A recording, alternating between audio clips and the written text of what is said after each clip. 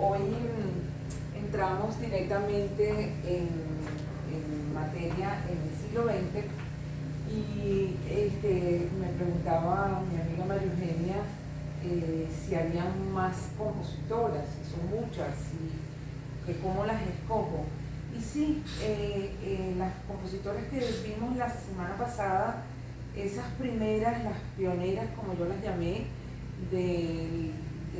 sobre todo de finales nacidas a finales del siglo XIX, que arrancaron su carrera en las primeras décadas del siglo XX, eran pocas, porque tenían un mundo muy difícil, pero bueno, se ha multiplicado el número de compositoras que descubren su vocación y que pueden realizar sus carreras. Este grupo de hoy, 4, que yo las llamé con un espacio propio,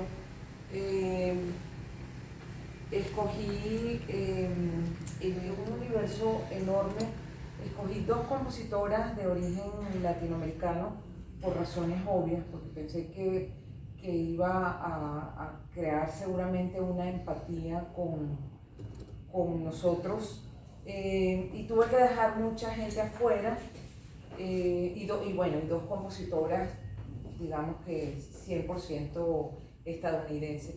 Tuve que dejar muchos nombres por fuera importantes y fue una selección difícil de hacer.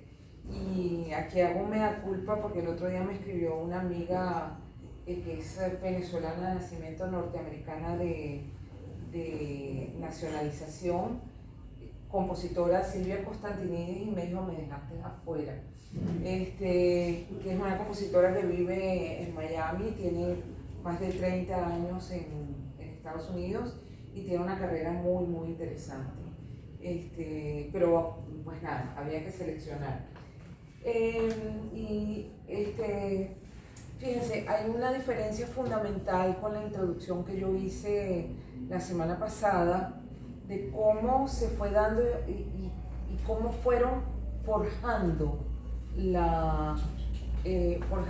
su carrera, el espacio en el que Amy Beach, por ejemplo, la primera de la que hablé, logró que una orquesta sinfónica tocara una de sus obras. Hoy no me oirán hablar de eso, al contrario, cuando reviso y monto las biografías que voy a compartir con ustedes, tengo que quitar cantidad de cosas porque han estado en todas partes, han ganado todos premios muy importantes, ya sin limitaciones de género. Hay otra diferencia que ustedes van a encontrar, que yo fui como muy detallada, si mal no recuerdo, con las 4 compositoras que traté la semana pasada, de sus inicios y de su vida privada y su vida familiar en algunos casos. Si se casó, si no se casó, qué condiciones le puso el esposo, por ejemplo, a Amy Beach, cuál fue la dificultad de Florence Price por su color, por su origen. Y hoy la verdad que no me oirán hablar de las vidas personales de las compositoras, porque fundamentalmente ellas mismas lo dejan de lado, no es relevante en su desenvolvimiento profesional.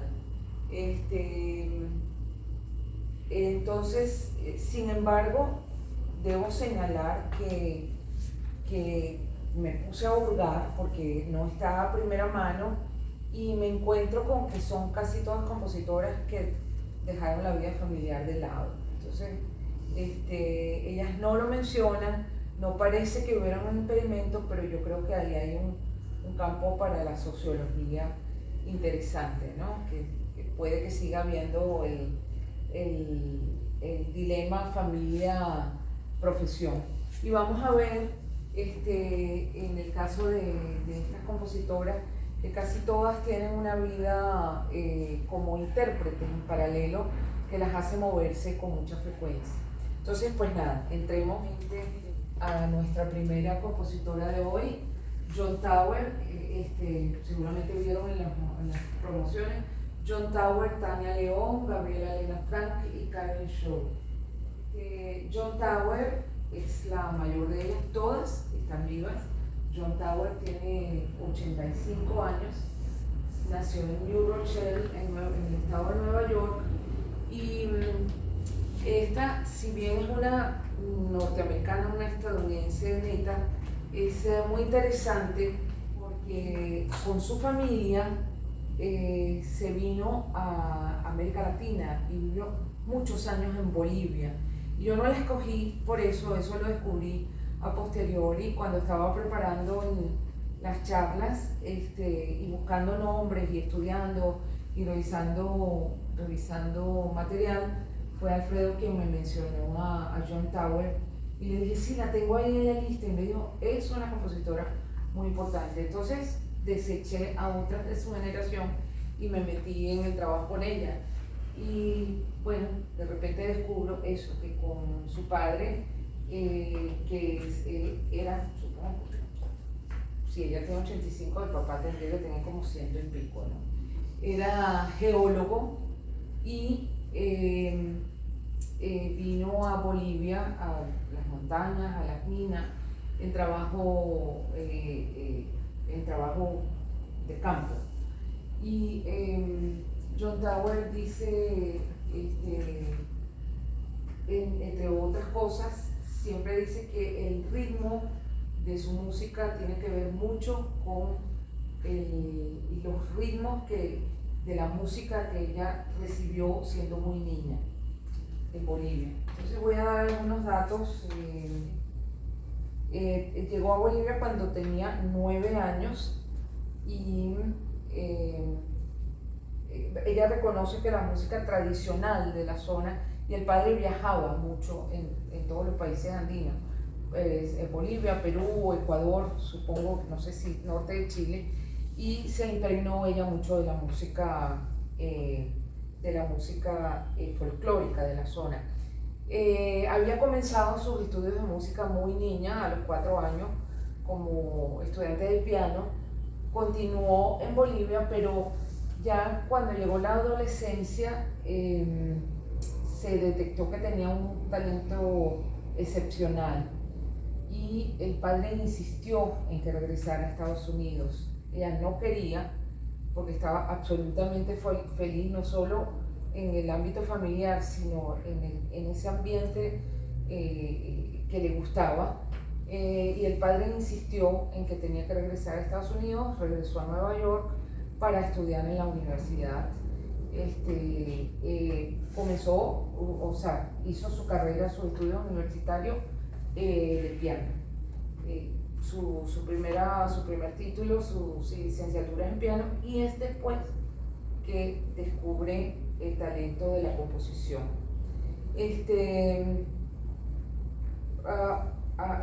Punto importante, la relación de Tower con su padre, geólogo y mineralogista, es visible en muchos aspectos de su trabajo. Hay algunas obras emblemáticas que no vamos a escuchar, Topacio Negro y Escaleras de Plata, que son obras de sus primeros años.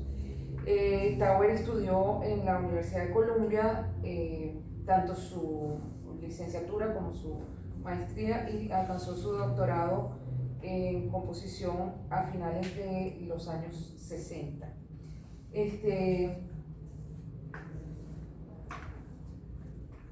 Yo quiero empezar oyendo alguna obra y después me regreso porque creo que hoy tenemos chance de ir un poquito más adelante con la música, es decir, oírla con un poco más de tranquilidad. Hice una selección, la semana pasada tenía mucha más música y sobre la marcha tenía que ir decidiendo, y hoy dije no, tengo que escoger las obras y ir casada con esa y tener una actitud un poco más de disfrute de la música que vamos a oír. Es interesante hablar de los 3 periodos de la composición de John Tower, que empezó siendo, recuerdan a ver si me olvidó, ustedes lo recuerdan, a mí se me olvidó el nombre, Ruth Crawford Seeger, la más contemporánea de las compositoras que vimos la semana pasada. Ella tuvo un primer periodo en esa línea, pero rápidamente hizo un cambio y había una tendencia muy clara en la música estadounidense, influenciada lógicamente por la música europea, de música atonal, de mucho serialismo,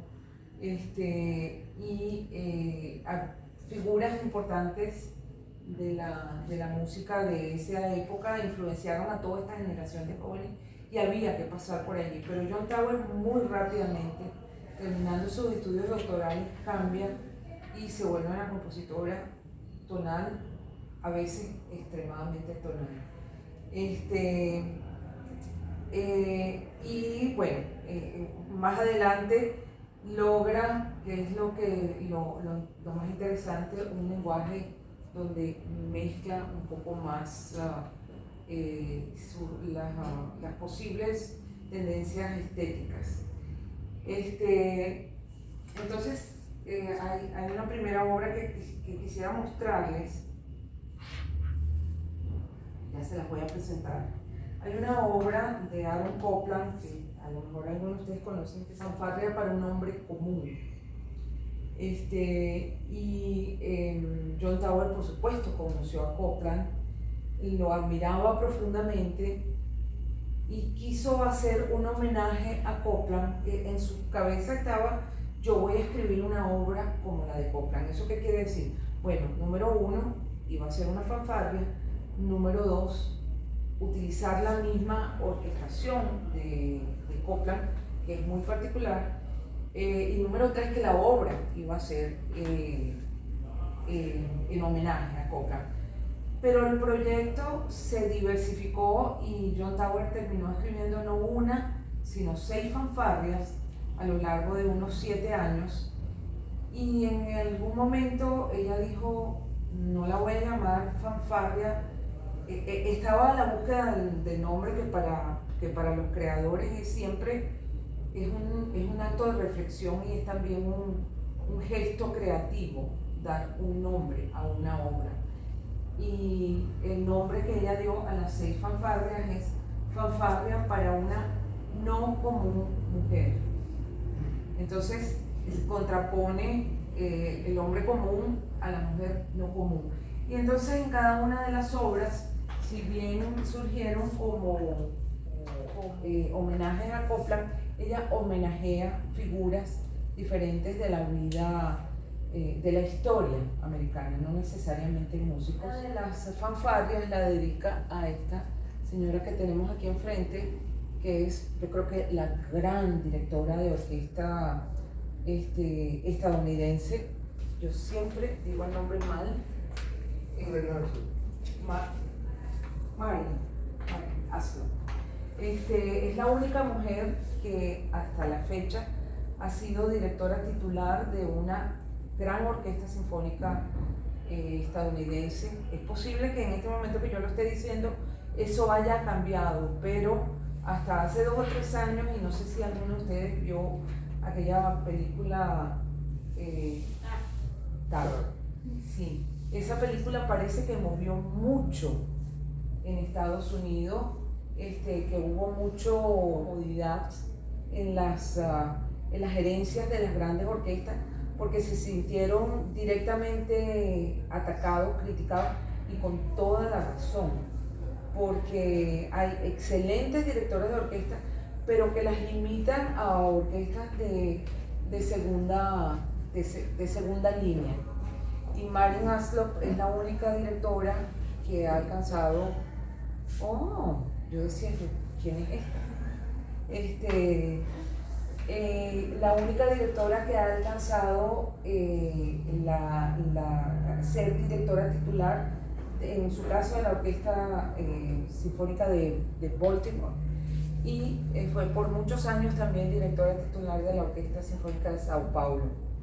Tiene una carrera extraordinaria. Ella fue alumna de Leonard Bernstein, y cuando la película tú que la mencionaste, que me recordaste el nombre, porque yo podía pasar 10 minutos aquí tratando de recordar el nombre. Ella dio varias veces declaraciones diciendo que ella sentía que estaban haciendo alusión a ella, que era que el guión había de alguna manera copiado su personaje. Bueno, fue una película que ocasionó mucha polémica porque, bueno, seguramente casi todos ustedes la vieran, era un personaje muy duro. Y no por el hecho de ejercer una profesión tradicionalmente masculina, una directora tiene por qué tener esas características, esos rasgos. Esta es la gran directora Marin Aslov, una de las que recibió las dedicatorias de John Tower a una de sus fanfarrias. Vamos a escuchar en esta interpretación, hicieron una cosa muy interesante. Esto fue en los conciertos de Londres, en el Festival de los Proms, BBC Proms. Perdón, hicieron primero la fanfarria de Copland y después la fanfarria de John Tower, pero no vamos a oír la de Copland porque muchos de ustedes la conocen.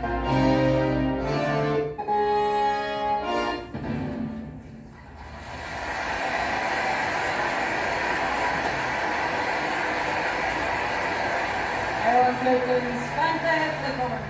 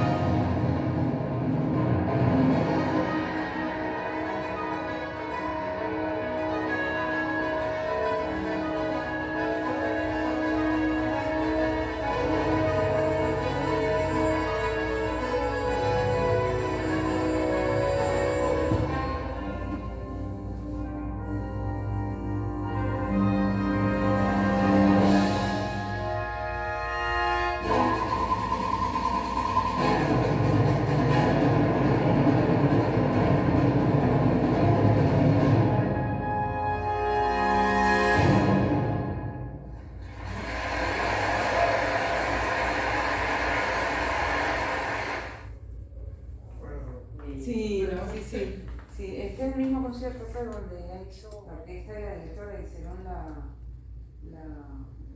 la obra de Villalobos, el solo número 10, en Londres. La orquesta de Sao Paulo en Bronx, sí.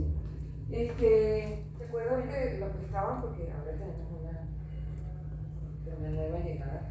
Que la semana pasada, cuando yo hablé de Luis Tal, la primera mujer que entró a la academia que se llama, ya no voy a decir, Academia Estadounidense de Artes y Letras.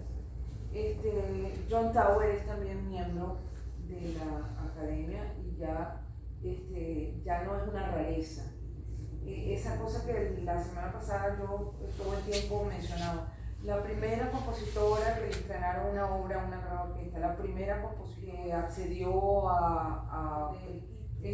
ya en esta generación se hace muy común. John Tower, cuando yo no conseguí sacar la fecha de la foto, cuando empezó a tener obras tocadas como por orquestas como la Filarmónica de Nueva York. Oye, en el cambio se puso muy chiquito el texto. Yo no sé si se lee a distancia. Ah, sí, bueno, sí, no, es que, bueno, tú estás no, es que sí, esta vez se cambió, la semana pasada no se me cambió el PowerPoint. John Tower tiene muchísima música sinfónica.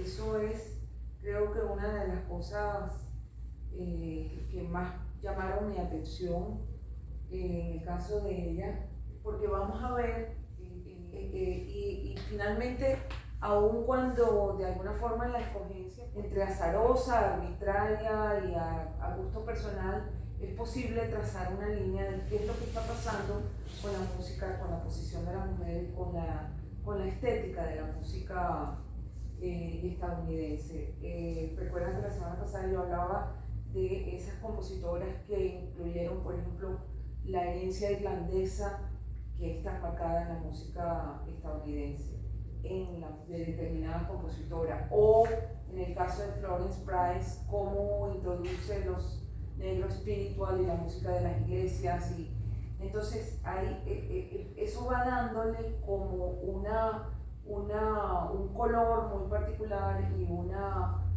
se vuelve un idioma muy particular, muy estadounidense, cuando vemos que a principios del siglo XX todavía la música estadounidense, y no solo la femenina, sino en general, era una reverencia, era muy cercana a la música que se había hecho en Europa, sobre todo, porque es un poco lo mismo que pasó en América Latina, que cuando históricamente se hace la música académica, hay como una necesidad de parecerse a la gran referencia que es la Europa del centro, con excepciones como Rusia, o algunas cosas como compositores checos como Borjak, que yo nombraba la semana pasada. Todos estos compositores de finales del siglo XIX que traen el nacionalismo a la música centroeuropea, y la música de toda América, Estados Unidos y Sudamérica. Hay como una necesidad natural, histórica, de plegarse y de querer parecerse a la música que uno entiende que es como los dueños de la música académica y el modelo a seguir. Pero eso se va filtrando, y pasan cosas muy distintas. Entonces, en el caso de John Tower, yo señalaba que sus primeras obras, siendo estudiante de posgrado de composición, su música es muy atonal, es la música imperante en el momento, era lo que había que hacer, lo que venía de Europa, era lo que había que hacer, pero ella empieza a hacer un viraje y cada vez se parece más a la música americana. Para mí, el gran referente de la música americana como concepto de la mitad del siglo XX, como concepto estético, que uno oye y uno dice, eso es música, normalmente uno dice americana, ahora hay que decir estadounidense, porque América es América y no es Norteamérica, estadounidense es Aaron Copland. Y por eso, para muchos de los compositores de las siguientes generaciones, cuando empieza esa ruptura con las vanguardias que vienen de Europa, se hace un pilar, Aaron Copland, que fue claramente también un referente para la música latinoamericana, en casos como Ginastera y el propio Antonio Esteve, nuestra referencia venezolana. Entonces, ella pasa por todo, por su generación, por su edad, pasa por todo ese recorrido, y cuando llega a esta segunda etapa que que yo arrugué un poquito la cara cuando dije se volvió tonal, pero había que ser valiente para volverse tonal, porque era renunciar de alguna manera a la vanguardia. Y era como, bueno, ese es el camino imperante, pero yo siento que esa no es siento que no es mi lenguaje, yo voy a buscar mi lenguaje. Y en ese sentido, John Tower creo que es, y todavía me queda algo por decir de primera compositora mujer, la primera compositora o la gran compositora sinfónica de, por lo menos del último tercio del siglo XX. Pocas compositoras de su generación tienen tanta música sinfónica como ella, y hay un hecho, una referencia que es muy importante, y esta es la otra obra que yo quiero compartir con ustedes. John Tower tuvo una experiencia que la sigue siendo única en su históricamente, pero les debían leer esto. Uno de los problemas de la música sinfónica, el tema de lo sinfónico, es que los músicos se resisten a las composiciones nuevas. Me ha tomado mucho tiempo entender el porqué, y es que ellos están acostumbrados a las obras maestras clásicas. Y de pronto se encuentran una pieza que les exige salirse de eso, cambiar su misma educación, que les reta, que les exige pensar distinto y aprender quizás nuevas técnicas y por lo tanto ensayar más. La fuerza de la costumbre. Así que se trata de dimensiones distintas y un verdadero desafío para mis piezas, pues me pregunto, ¿mi música sobrevivirá a esto? A pesar del éxito que ella ha tenido como compositora sinfónica, es una pregunta que ella se hace, porque la fuerza de la costumbre, ¿no? Lo que decimos siempre, las orquestas tocan los mismos repertorios, pero ella logró hacer que eso fuera distinto, como quería hacerle, bueno, esto sí se lee, ¿no? Ya se vio cuando dice la referencia al ritmo en su música, y lo que recogió de su experiencia en Sudamérica.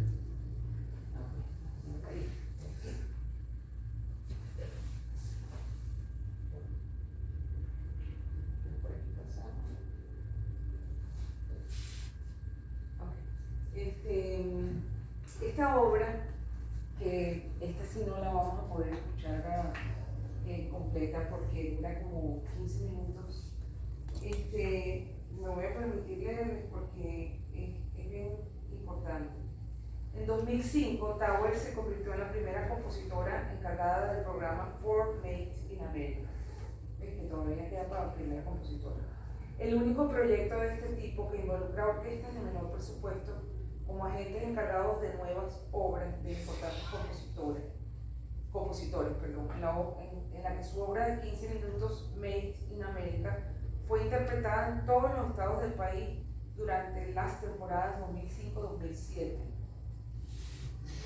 por un consorcio de 65 orquestas. Durante 2 años, esta misma obra se tocó desde orquestas de primer rango, orquestas de segundo, hasta orquestas juveniles, orquestas, incluso hay una experiencia de una orquesta con gente que tienen cierto grado de discapacidad, y ella en una entrevista muy interesante que yo leí dijo que donde ella más disfrutaba era donde más necesario era trabajar, o sea, hacer entender, ensayar mucho, no esas orquestas que son perfectas, que llegan, leen y en el segundo ensayo ya pueden tocar porque tocan perfecto. Ella dice que eso fue lo que fue más significativo para ella. En 2008, es decir, después de esa temporada de los estrenos, fue grabada por la Orquesta Sinfónica de Nashville por un director muy conocido, Leonard Slatkin, y con eso ganaron 3 premios Grammy. Es la grabación que vamos a oír. Y esto lo extraigo de esa entrevista que yo leí. Hablando de confianza, no estoy segura de que ningún otro compositor estadounidense, hombre o mujer vivo, pueda presumir que una sola pieza suya haya sido interpretada en los 50 estados. 65 orquestas diferentes.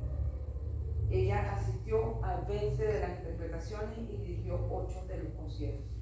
Porque me olvidé decir que es director, bueno, supongo que fue que ya a los 85 años no dirigirá, directora de orquesta. Hizo una carrera, no de primer orden, pero una carrera como directora de orquesta, fundamentalmente para dirigir sus propias obras, pero también repertorio, digamos, tradicional. Este es un video que consiguen en YouTube muy bonito, que está montado con una cantidad de imágenes porque la obra hace referencia a algo de la historia de Estados Unidos. Es una obra, si se quiere, hasta seguro que tengo todo lo original. Voy a dejar unos 5 minutos. Bajarle progresivamente. Es que estoy viendo la obra y tengo que seguir adelante. De todas formas, todo esto es música que se consigue en YouTube. A sus 85 años sigue trabajando. Tiene 6 décadas de carrera, aunque ante la pregunta de esa entrevista todavía te despiertas cada mañana con energía para escribir música o no. Tengo energía para salir a caminar, tomar café o algo así. Escribir música es muy difícil. Sin embargo, continúa, estamos en 2024, por allí yo encontré todavía estrenos en 2022.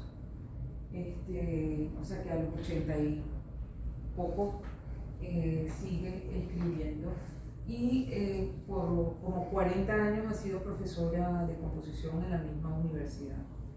Así que tiene una carrera absolutamente asombrosa a lo largo de 60 años.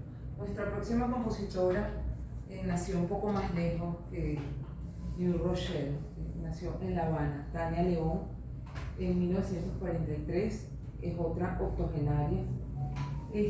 Comenzó a estudiar piano en La Habana a los 4 años, ¿cómo se llama? Estimulado por sus abuelos. En Cuba yo supongo que todo el mundo viene de familia de músicos. No encontré el dato preciso, pero yo creo que es así, ¿no? Los cubanos llevan la música por dentro. Estudió música, estudió piano, se graduó muy jovencita en el Conservatorio de La Habana, hizo sus estudios teóricos de solfeo, armonía, etcétera, etcétera, por lo cual también obtuvo un diploma. Los padres le dijeron que ellos pensaban que con la música no iba a poder subsistir y no la obligaron, pero la convencieron de que estudiara contabilidad y no sé qué cosa, de lo cual también se graduó en la universidad en La Habana. Y bueno, llegaron los años 60 así como aceptó la idea de tener una segunda profesión, toda la familia pensó que había que moverse, y sobre todo que se movieran los más jóvenes.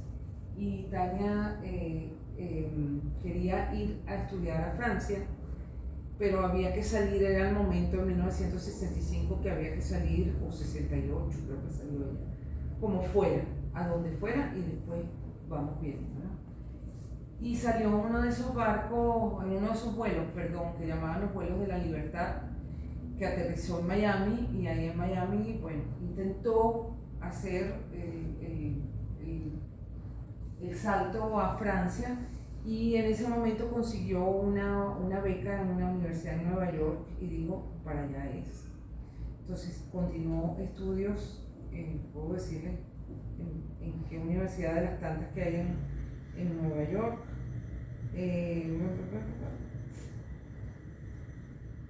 Universidad de Nueva York. Universidad de Nueva York, cualquiera. Allí hizo toda la línea, primero bachillerato en educación musical y después terminó su máster en composición en 1975, a los 32 años.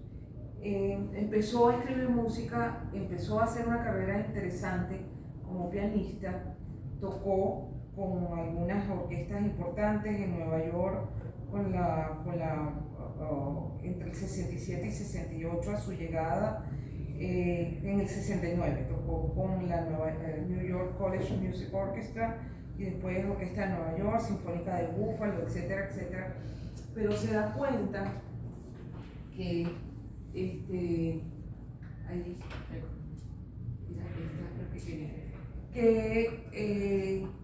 ya llega el momento de donde se juntan las dos vocaciones, se cruzan las dos vocaciones de pianista y de directora, de pianista y de compositora, y se da cuenta o piensas que el estudio del piano para tocar como solista le toma mucho tiempo y ella siente que el estudio del piano le quita tiempo para la composición. Yo estoy totalmente de acuerdo porque yo pasé por ahí. Hay gente que tiene talentos miles y puede hacer todo a la vez. Habemos otros que no los tenemos. Y entonces en ese momento ella echó unas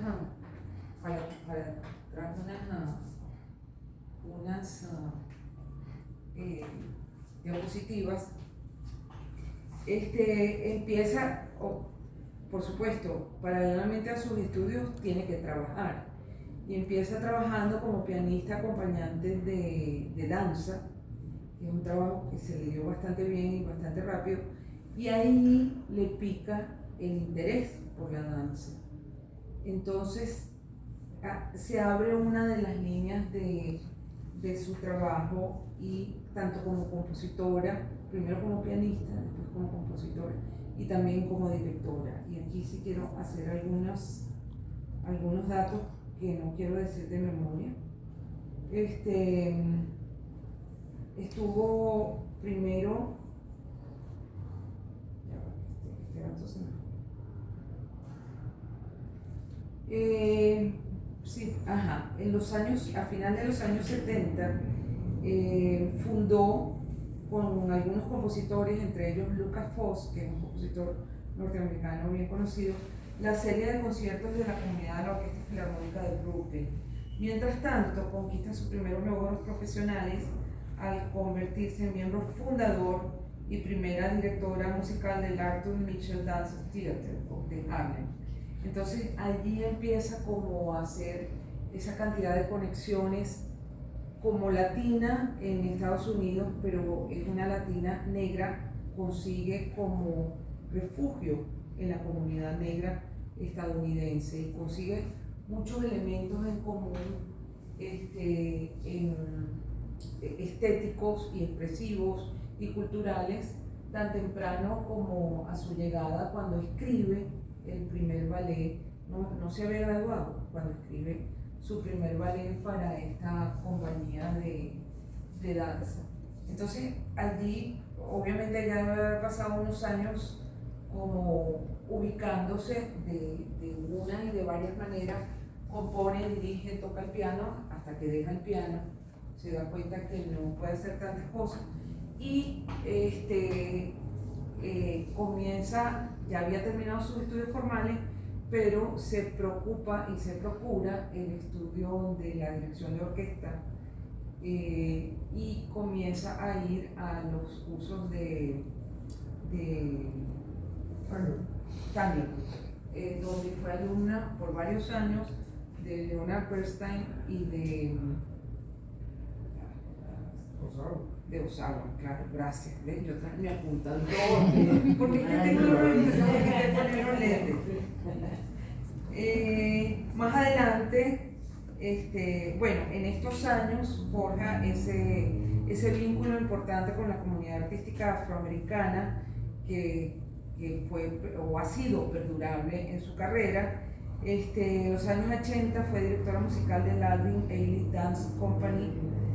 En 1985 se quedó en Nueva York, hizo una carrera fulgurante, impresionante en Nueva York, y tiene un rasgo en su devenir profesional, bueno, que para mí es asombroso y que es admirable, que es: lo que no consigo hecho, yo lo hago. Entonces, cuando uno revisa su biografía, fundó y dirigió, fundó y dirigió, fundó y dirigió. ¿Y qué quiere decir eso?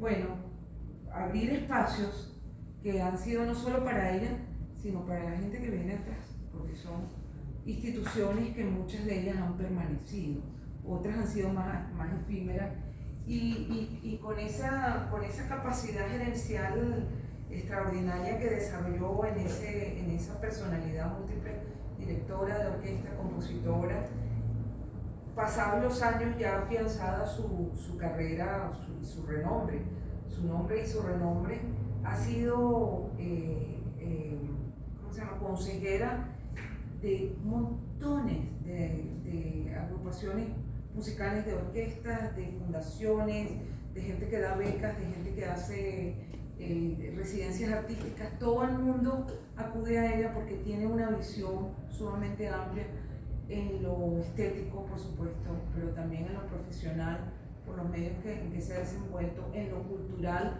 porque tiene ese perfil multicultural que unos años antes podía ser problemático porque eres latina, porque eres negra, pero en esa necesidad social del espíritu estadounidense como espíritu. Ya sabemos que hay unos tipos como el señor Trump que le da patadas a todo eso, y es al contrario: el señor es blanco, y estadounidense no nos interesa, pero ese es el espíritu imperante de Estados Unidos.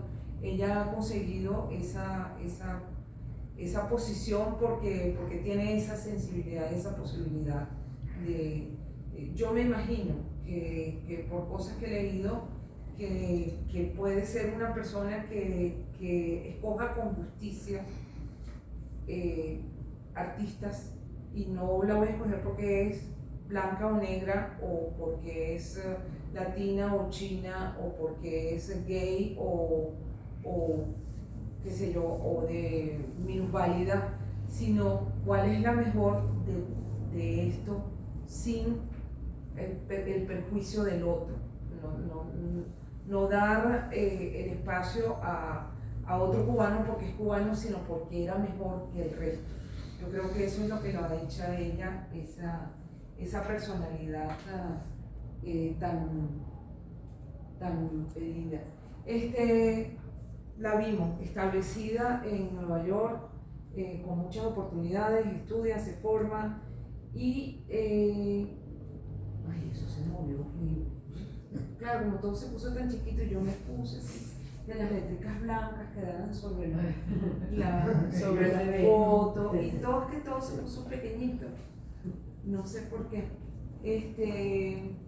Entonces, cuando ya se da cuenta que quiere establecerse como una compositora, que es el centro de su actividad profesional, tiene el temor que cualquiera puede tener en Nueva York o en cualquier ámbito, ¿no?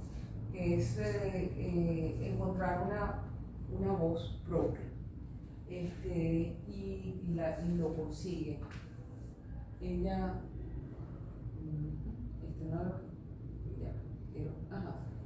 quería esta cita: soy quien soy gracias a mi herencia mestiza y a mis ancestros de China, Nigeria, Francia y España. Me imagino que todos esos habían llegado a Cuba, porque, o sea, ella era hija de cubanos y nieto de cubanos, ¿no? Pero bueno, ya sabemos que en el siglo XVIII y XIX pasaba todo el mundo por ahí.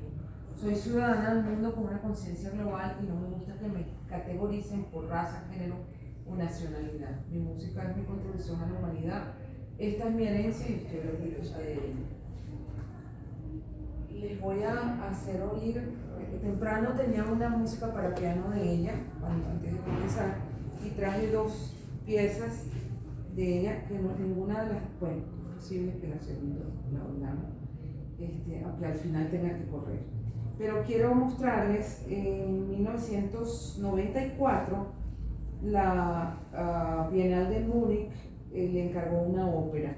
Tania León presentó Plaga de Jacintos, basada en el radioteatro del escritor y premio Nobel de origen nigeriano Paul Soyinka, que fue el primer africano en conseguir el premio Nobel de literatura en 1986. Con esta obra ganó el premio BMW a la mejor ópera nueva, y dirigida y diseñada por Robert Wilson con la dirección orquestal de Tania León. Se presentó más de 22 veces en Alemania, Suiza, Francia y México. Este fragmento que vamos a escuchar es una versión reducida para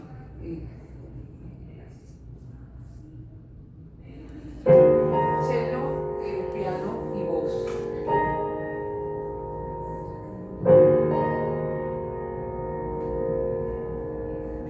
Vamos a escuchar un par de minutos, porque lo otro sí se lo quiero dejar completo.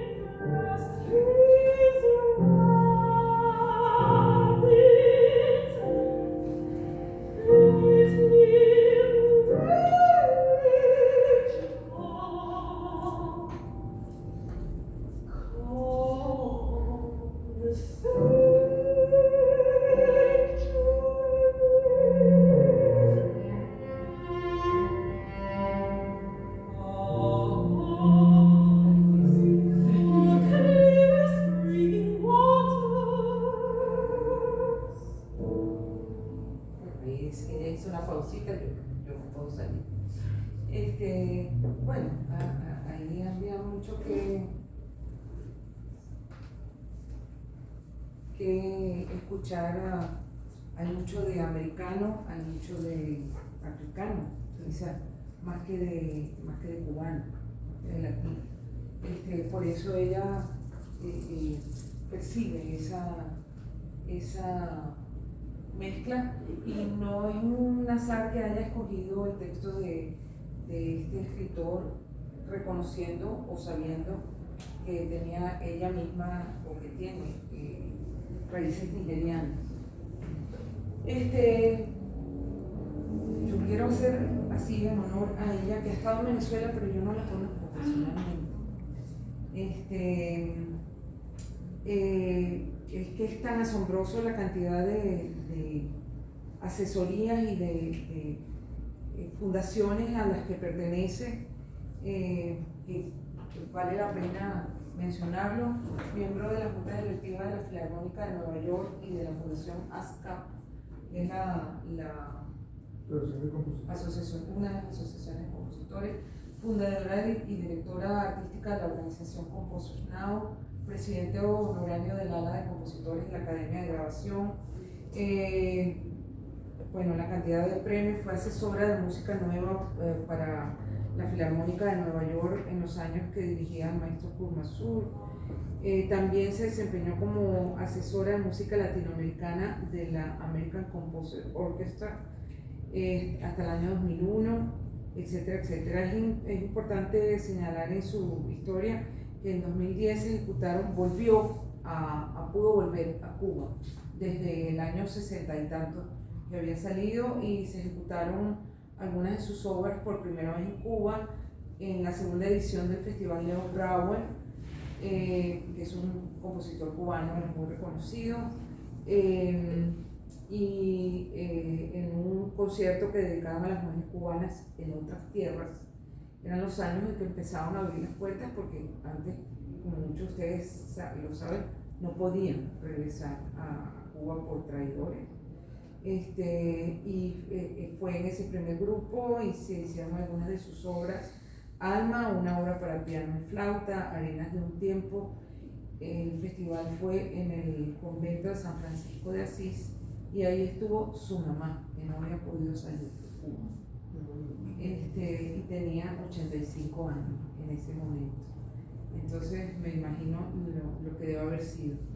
En 2021, muy recientemente, fue ganadora del premio Pulitzer de música por su obra Strike, que la tengo, no la puse, no la traje, porque sabía que no la podía poner. Pero es un proyecto muy interesante que vale la pena mencionar en el ámbito de las mujeres compositores.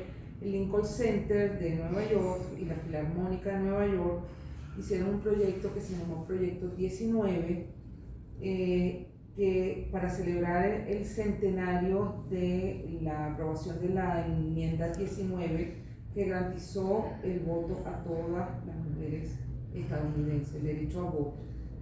Hicieron 19 encargos a mujeres compositoras. Por supuesto, Tania León fue una de ellas. En 2022,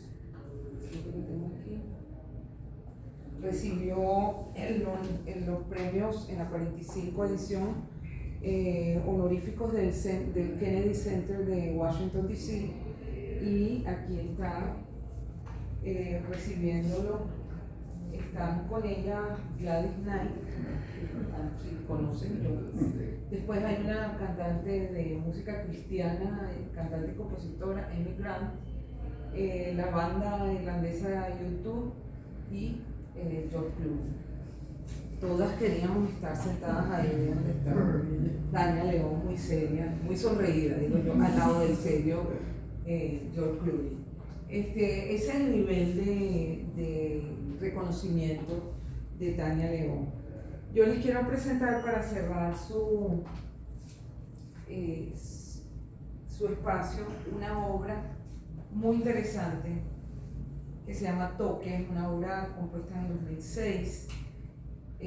leo la nota, la palabra toque en español, nosotros sabemos qué significa tocar, y se usa no solo para tocar físicamente, sino también para tocar un instrumento.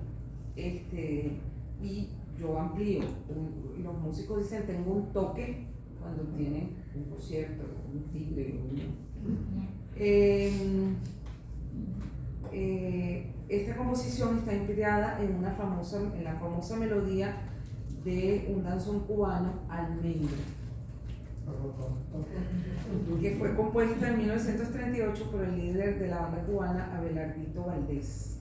León explica que esta melodía es tan conocida en nuestros ámbitos que un cubano necesita escuchar solo 2 notas para reconocer la pieza.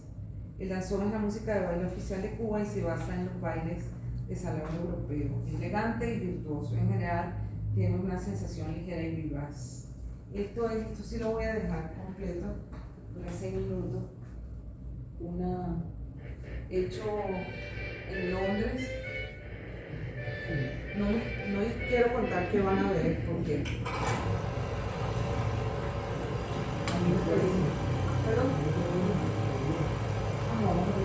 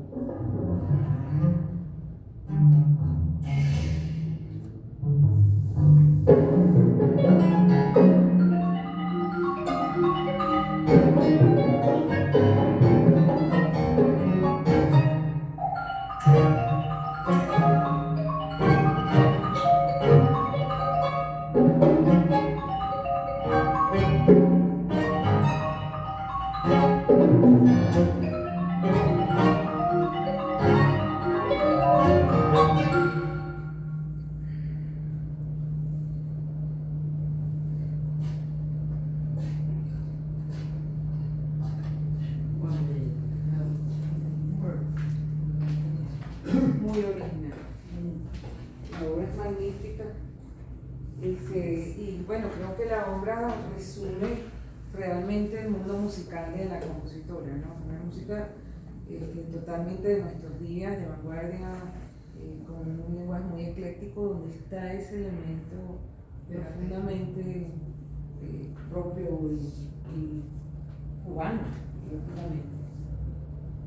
Yo me pongo a pensar en lo que bailan y ellos dicen, bueno, ustedes pongan la música y que nosotros vemos qué hacemos. Bueno, con esta obra cerramos. Es que no la he parado. Siguen los créditos.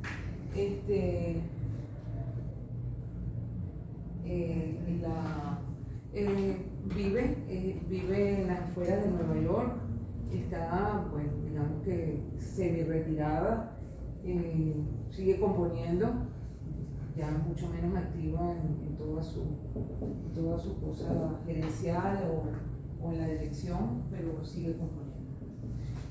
Vamos ahora a una tercera compositora. Con las que vienen me voy a tardar un poco menos quizás, aunque esta es muy sólida, porque son más jóvenes y hay cosas que decir, obviamente. Con la última, yo, como verán, yo trato de poner una foto de lo más joven o niña y las más recientes, y yo buscaba con la última y yo decía, porque si tiene 30 y pocos, que todas se ve igual. Gabriela Elena Frank, como les dije, es de origen, su madre es peruana, y bueno, hace 20 años uno decía, la mamá es peruana, pero ahora todo el mundo saca los ancestros y entonces es peruana con China, con no sé qué, y la gente se va a 3 generaciones más atrás. El padre es la madre ascendencia mixta peruana-china y el padre ascendencia lituana-judía. Gabriela explora su herencia multicultural con mayor ardor a través de sus composiciones. Y en todas sus declaraciones, en todos sus escritos, ella habla de eso en su música. La identidad siempre ha estado en el centro de su música, incorpora sonidos de la música latinoamericana con instrumentos y conjuntos clásicos convencionales. Pero la verdad es que toda la música suena peruana. Por allí encontré y conocí 3 danzas latinoamericanas que yo dije, bueno, serán del norte del Perú, del sur del Perú y del este del Perú, porque todo suena muy peruano, ¿no? No es que uno dice, bueno, es que hay algo que suena como mexicano y lo otro, no, son 3 danzas latino-peruanas americanas. Es una compositora muy interesante, igual que todas, empezó a estudiar piano muy chiquita,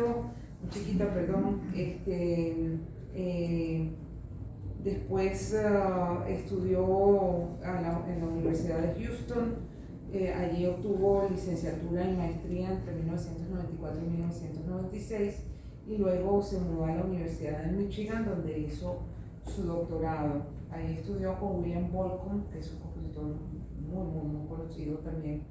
Es, entre otras cosas, compositora residente de la Orquesta de Filadelfia, que es una orquesta de primera línea. Fue incluida en 2017 por el Washington Post como una de las 35 compositoras más importantes de la historia. Eso fue en 2017. Bueno, esto suena así, wow, pero eso lo hizo alguien, eso lo hizo un ser humano. En el 2017 no lo hacía la inteligencia artificial y eso no quiere decir que es así. Es una compositora importante y seguramente en ese momento lo volvieron el nombre.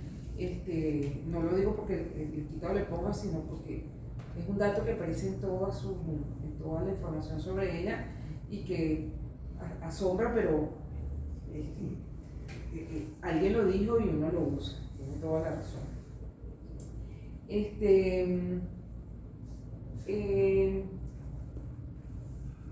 Hay algunos rasgos, ha hecho carrera como pianista, como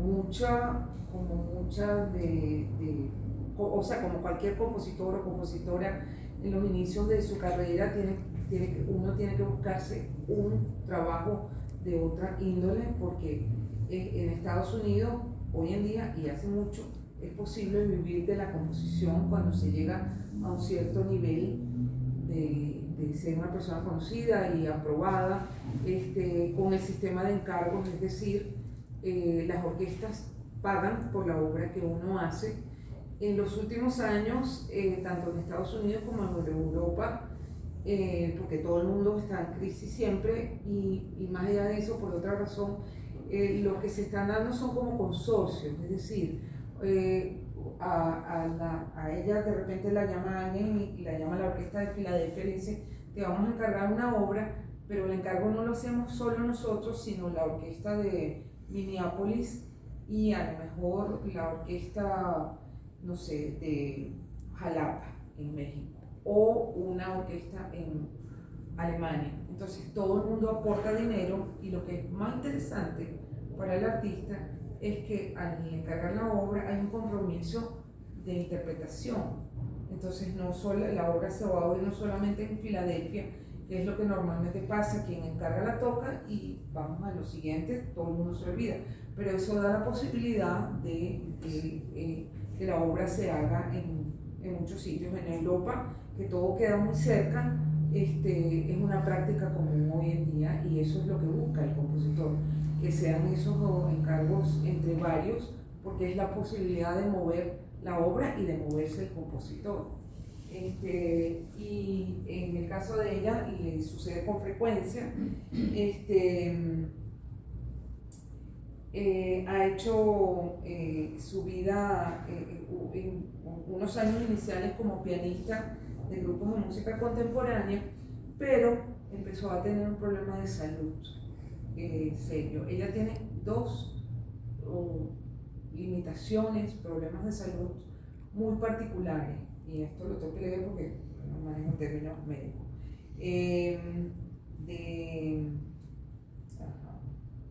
Vamos a empezar. Cuando era niña se descubrió una pérdida auditiva identificada como discapacidad auditiva de moderada a profunda, es decir, ella no oye completo.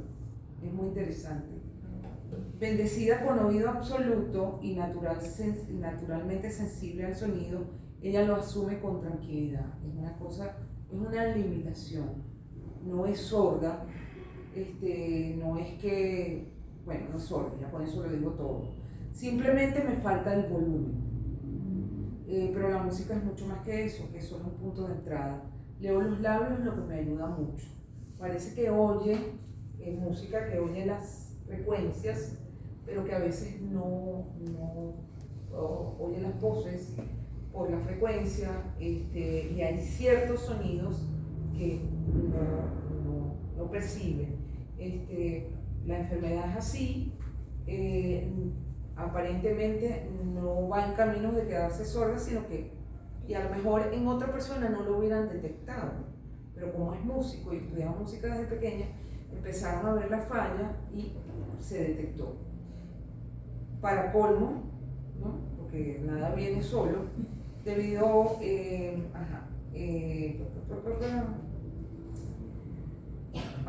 Gabriela se vio obligada a frenar su ritmo de trabajo hace varios años cuando sufrió la enfermedad de Graves.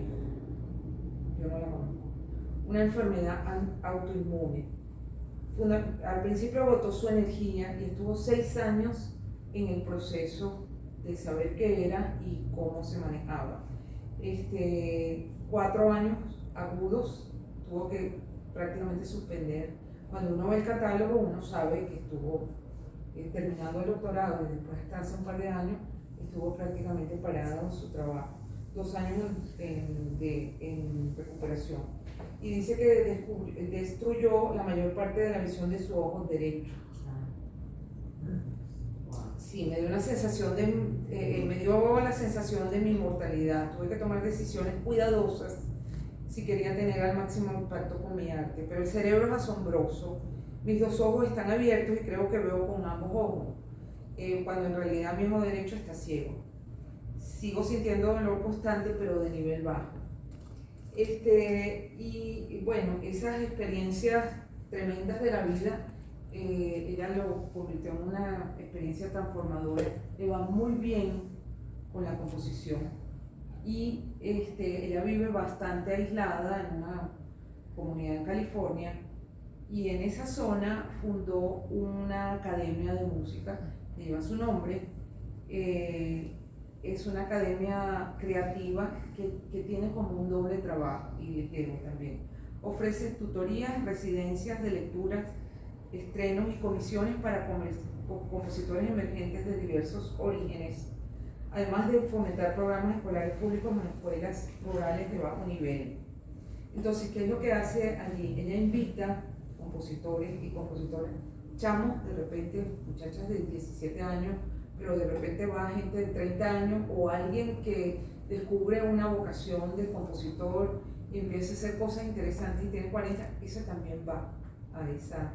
Entonces trabajan con ella hace tutorías, enseña composición, van a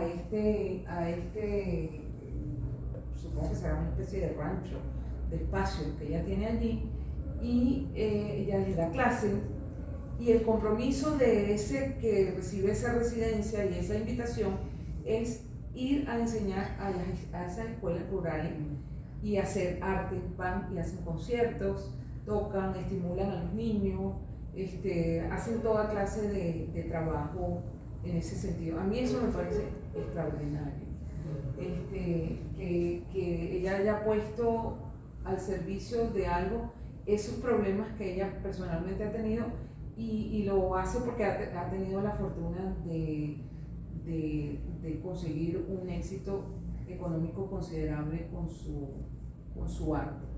Pero ya la presenté, vamos a escuchar esta obra, Leyendas, un paseo por los Andes. Es una obra que escribió en 2003, siendo estudiante todavía de doctorado para cuarteto de cuerdas, pero que luego hizo una versión para orquesta de cuerdas. Esta es una más grande.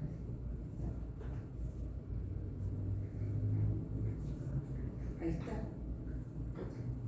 porque antes me echando para atrás, es que ahí está, ok. Es una obra muy larga. Yo voy a ponerle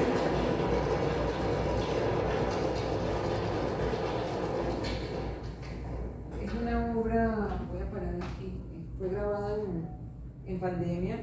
Es una obra que tiene una cantidad de danzas, de momentos que ella va recogiendo auditivamente en los Andes. Hay un movimiento que se llaman toyos, que es como la imitación del sonido de una flauta de pan, carqueda, que es como otro tipo de flauta más grande, de la tarca, gracias. El himno de zampoñas, y hay 2 movimientos breves que yo quiero presentarles porque me parecen que son muy hermosos. Chasqui, que es una figura legendaria de la época inca, era el que llevaba como el correo, el que llevaba las noticias, el correo Chasqui, corría grandes distancias para entregar mensajes entre pueblos separados entre sí por las cumbres andinas. Vamos a oír un fragmento allí.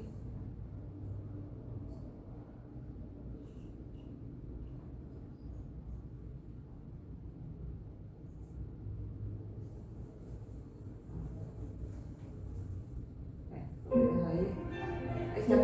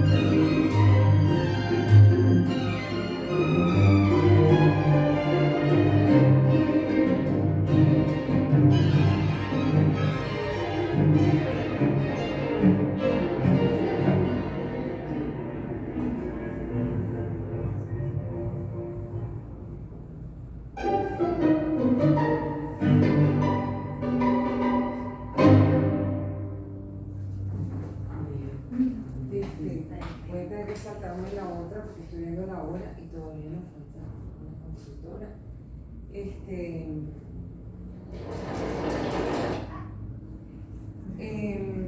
Y una obra de ella que quiero mostrarles también parcialmente. Bueno, ella se ve a sí misma como una antropóloga musical.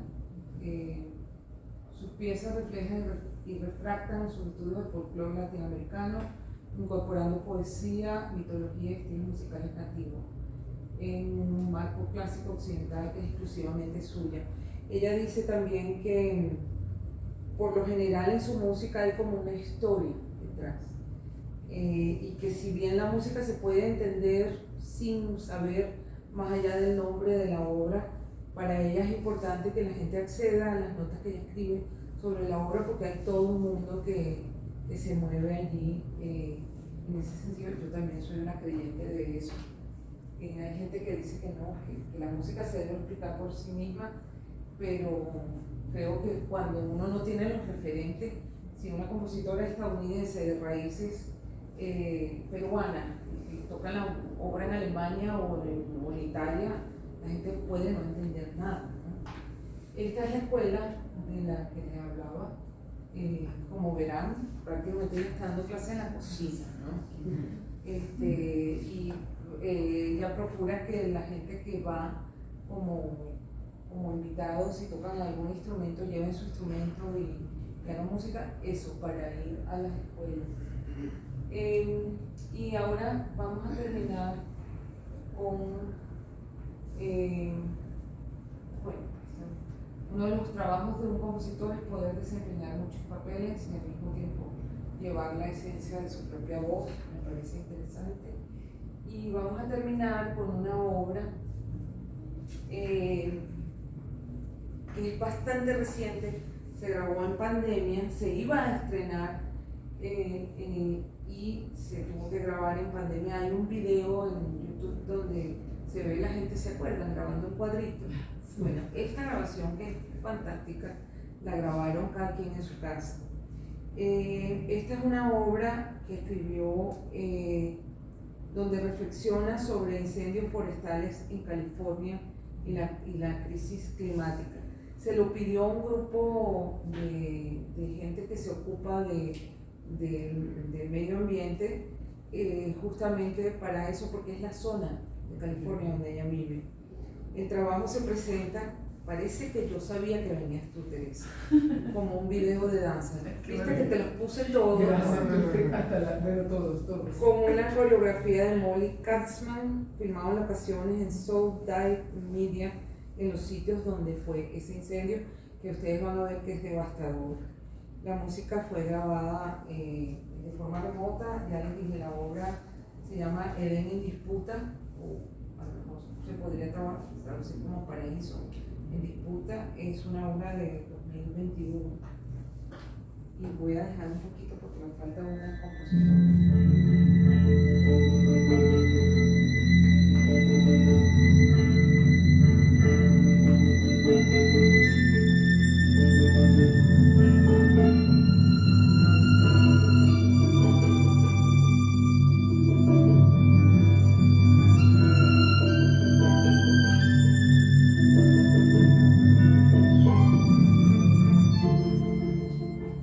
Thank you for joining us once again.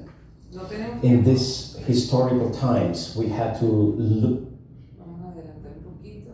El nuevo editor de la orquesta de París. Y el cubano.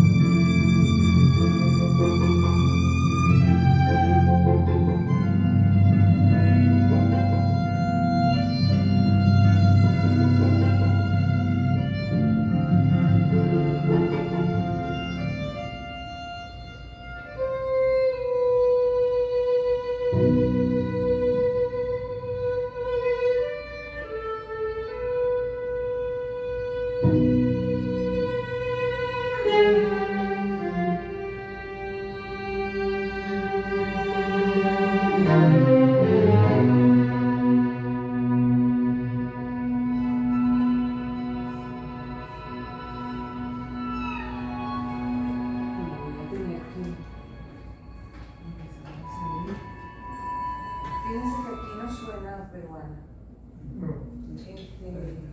Hay mucho de su propio lenguaje con instrumentos de cuerda y la forma en que canta su música tiene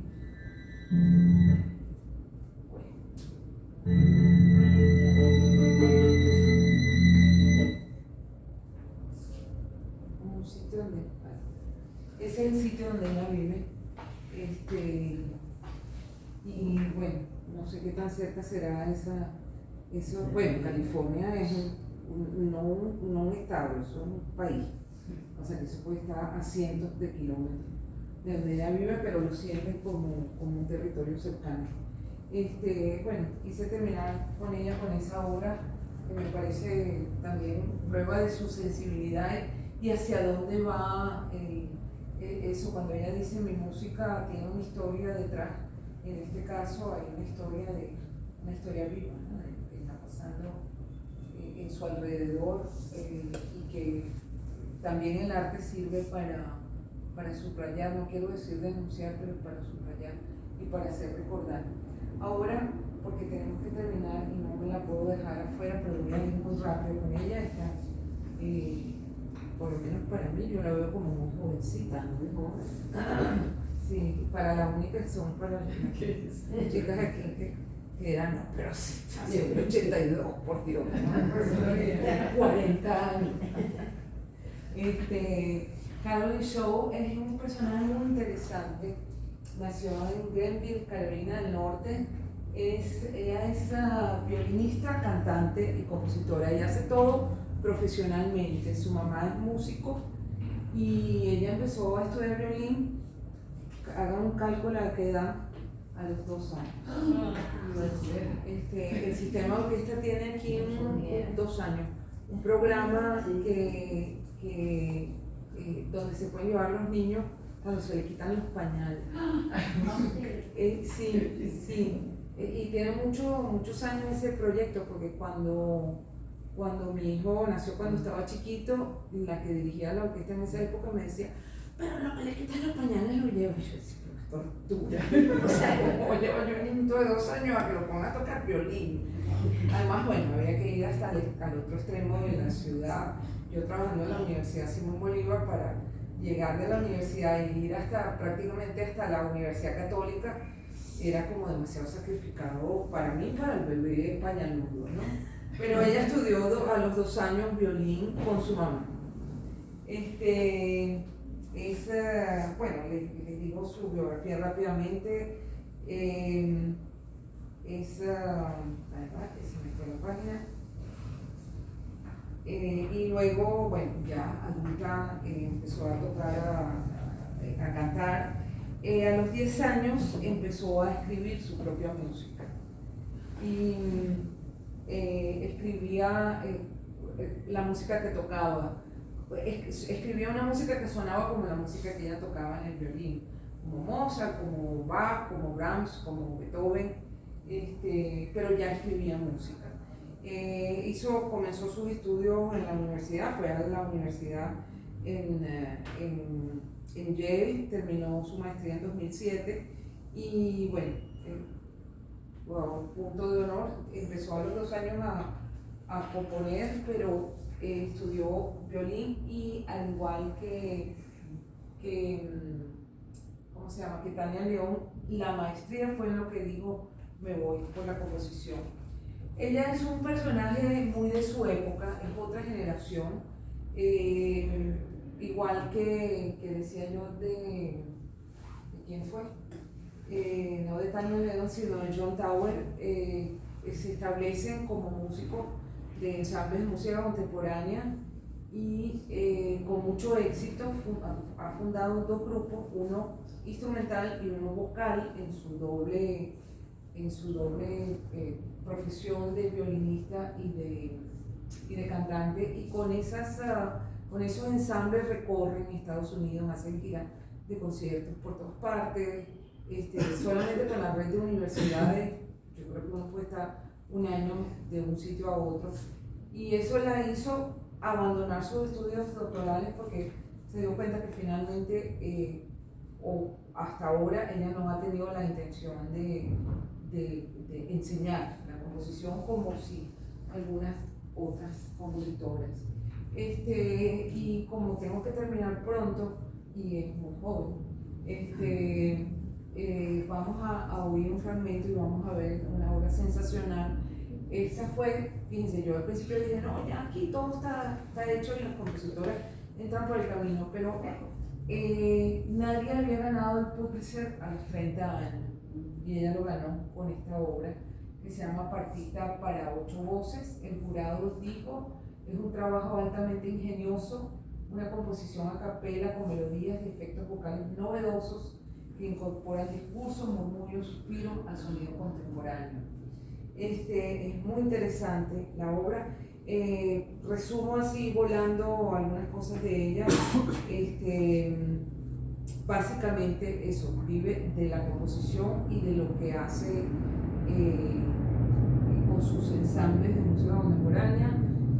Yo estaba viendo el otro día una entrevista donde decía que prácticamente ella tiene que componer por donde anda, porque realmente es digamos que su trabajo, está todo el tiempo girando con su grupo, y dice que le cuesta mucho componer, sobre todo obras de gran envergadura. Entonces su trabajo está como bien entrelazado con lo mismo que ella hace como intérprete. Sin embargo, en los últimos años ha hecho algunas obras sinfónicas, un concierto de piano, un concierto de violín, todas obras de encargo, pero ella misma dice que cada vez que escribe sinfónico siente que es como que eso no es lo de ella o no es lo de este momento, y que a veces tiene mucho temor con el éxito que tiene porque la llama todo el mundo, siente que está metiendo como la pata haciendo obras sinfónicas.